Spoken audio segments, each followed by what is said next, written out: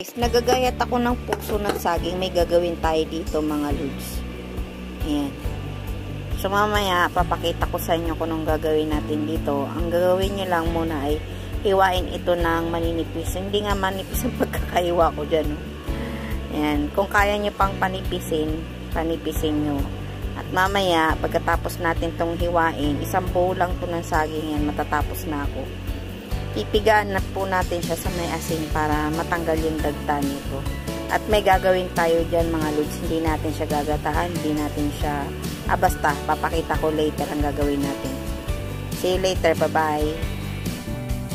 So, ayan mga lods. Natapos ko na. Nilagyan ko na siya ng maraming asin. Ayan, may mga asin yung kamay ko. At iiwan ko muna siya ng mga 5 minutes dito sa lamesa para kumatas at mapigaan natin siya. Halu-haluin lang para yung iba maglagyan ng asin. So, iwan muna natin siya dito ng mga 5 minutes at balikan natin dahil pipigaan po natin siya hanggang sa mawala yung dagta-dagta niya. Kasi medyo mapakla yung pag pinigaan. So, balikan po natin ang ating puso na saging. So, ayan, pwede na natin siyang pigaan mga lods. Pigaan natin siya.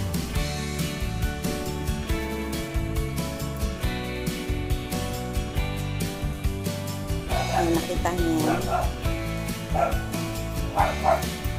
May lumalabas na katas. Natin naman.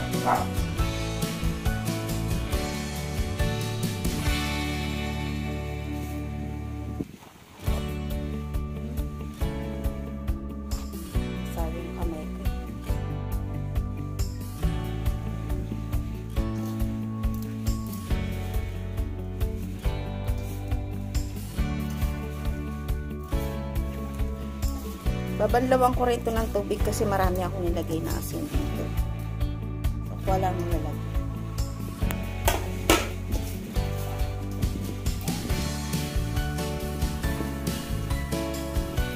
Diba, nakikita niyo yung asin lang po nilagay ko dyan. Wala akong nilagay na tubig.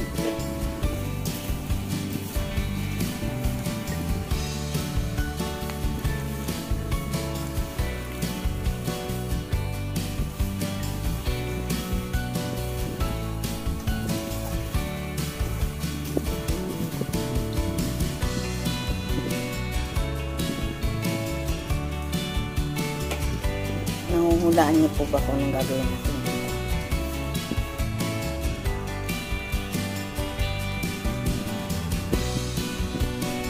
Katapos natin itong pigaan, papakita ko sa inyo yung paggisa. Igisa natin to. At pagkatapos natin gisahin, yun ang tayo gagawin dito.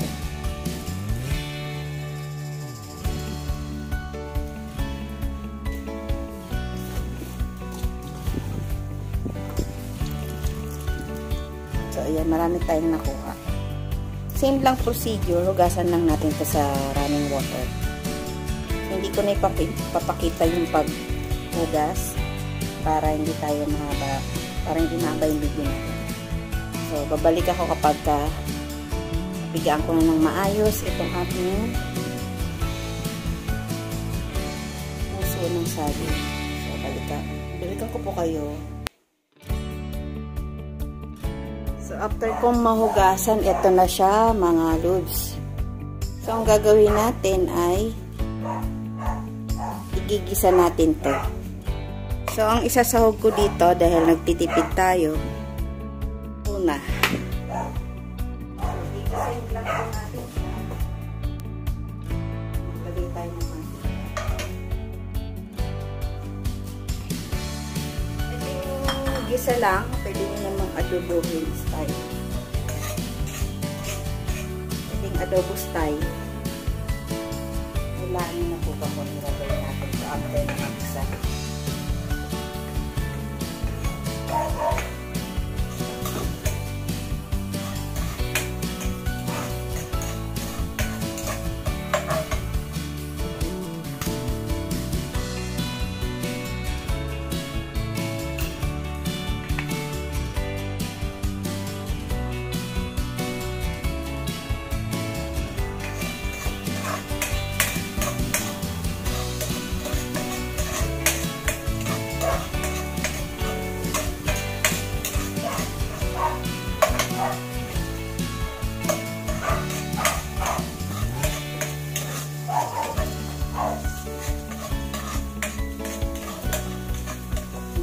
Okay na yung sibuyas.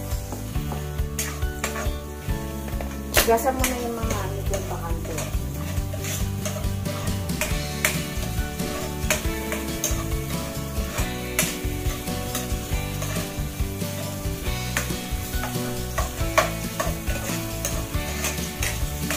Madali lang tong recipe na to at tipid. Kung yung nagtitipid kayo at matipid na masarap, try nyo po ito.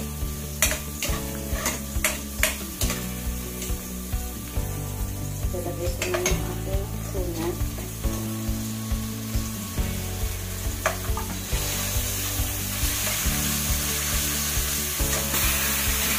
Ano na yung ating kanyo. Ganyan siya kapag luto na yung kanyo. Parang rice cooker yung aking lutuan ng kanyo. Siyempre maglagay ako mga rich ng paminta.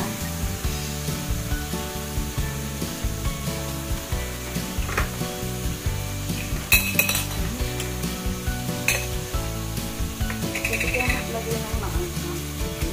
Hindi siya pang dagdagan. Pero ito medyo maanghang na ito.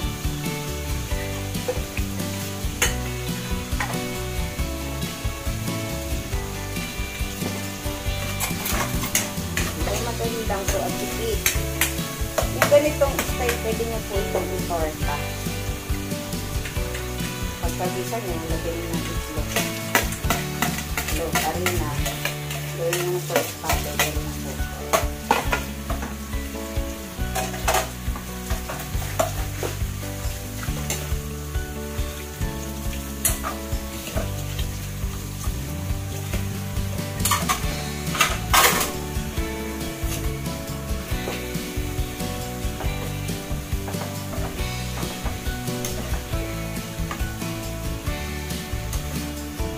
Design lang natin ito. Alam natin luto na, saka natin sasangin. Timplahan natin ng patis or asin. So, maglalagay tayo ng MSG or magic sarap or sa mix pwede yun. So, ang nilagay ko mga MSG kasi may lasa naman yung tuna. So, magdadagdag ka lang ako ng patis. Patis na makabago. Sa labas. So, hindi na po ako maglalagay ng tubig na halos kasi kailangan po tuyo siya, hindi siya mabasa. So, nahuhulaan nyo na po ba kung gagawin natin ito.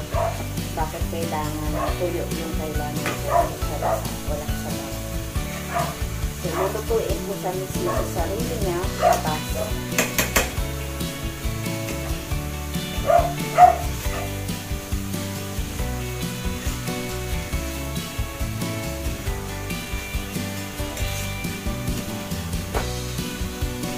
Lulutuin lang muna natin sa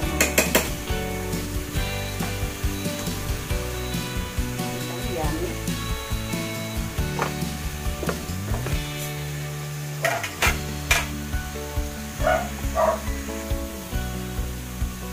So, maglalagay lang ako ng konting patis mga lods kasi may lasa na yung ating tuna.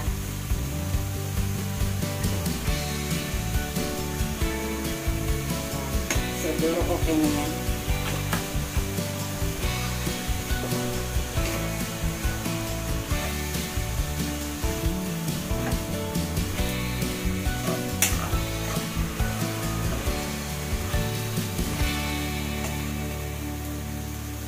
Kahit ganito nyo lang sa kakainin mga lods, pwede nyo na po itong kainin. Ganito lang. Simple lang yung pagkaluto niya pero napakalasa. Kasi yung tuna, malasa po yan.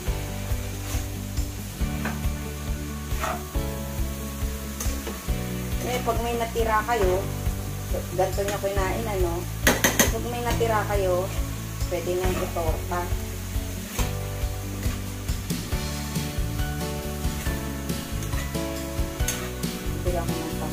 Titikpan ko nga po siya. Medyo hilaw pa siya. Pero titikman natin. Para matansya natin yung alat. Tikman ko lang yung lasa niya.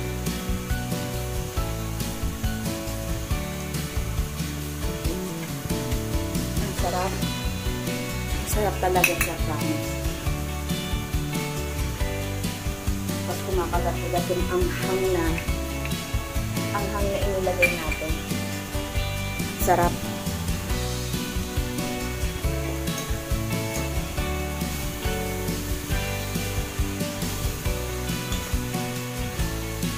So, dagdagan ko pa siya ng konting patis, hindi natabang pa. So, kayo po yung mag-a-adjust, ha? Pag alam niyo pong matabang, okay na yun.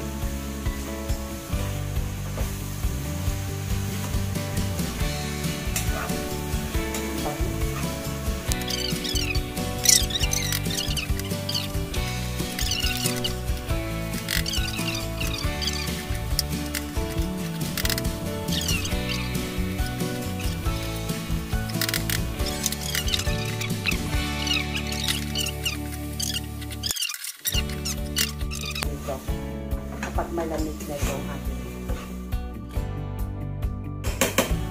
recipe. Yummy.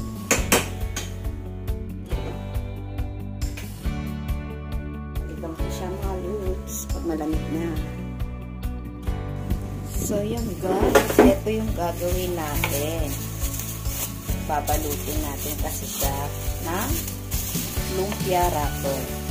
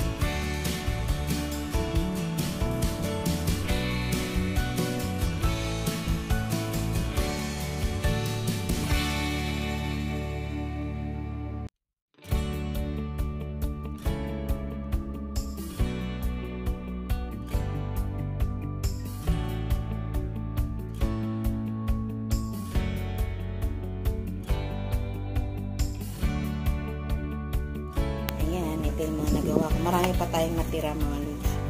Isipin ko kung lalagay, ibabalutin natin. So, magluluto ko ng siguro mga 2 o 3 piraso para matikman natin. Then, ilagay ko lang siya sa ref. So, balikan ko po kayong mga lods kapag nag-iisip pa ako kung anong pwede kong ibalot dito para hindi masayang. Sample. 2 lang. Tikman lang natin siya. Ilagay ko muna siya sa ref.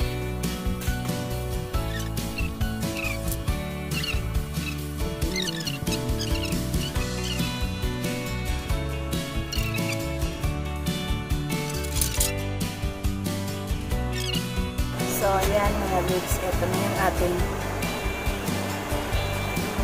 lumpia. Ito yung saging. So, sausaw natin dito sa may suka.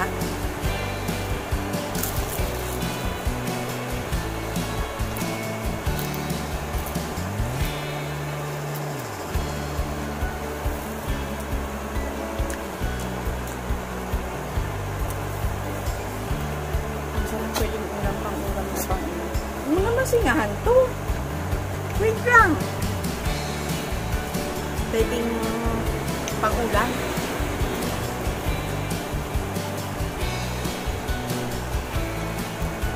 But, try nyo to. Mamaya, wait lang. Paglagpas naman. Try nyo to. Ang lasa. Iuulam ko to sa kanin. Try naman natin. Try naman natin itong sunod.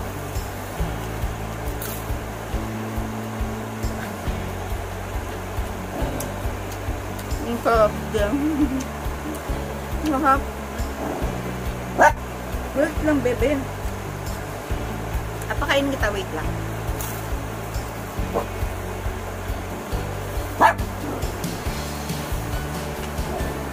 Kaya kayo mo, try nyo to. Masarap siya, promise. Hanggang dito na lang ang aking video. And don't forget to follow my page, follow my YouTube channel, Cesorial. And don't forget to follow my page, Cesorial Family Vlog. Ayan. Huwag niyo kalimutan i-share at mag-comment sa baba ng aking video. Meron kayo kanya. Bye! Thank you for watching. Bye guys! Bye mga loots!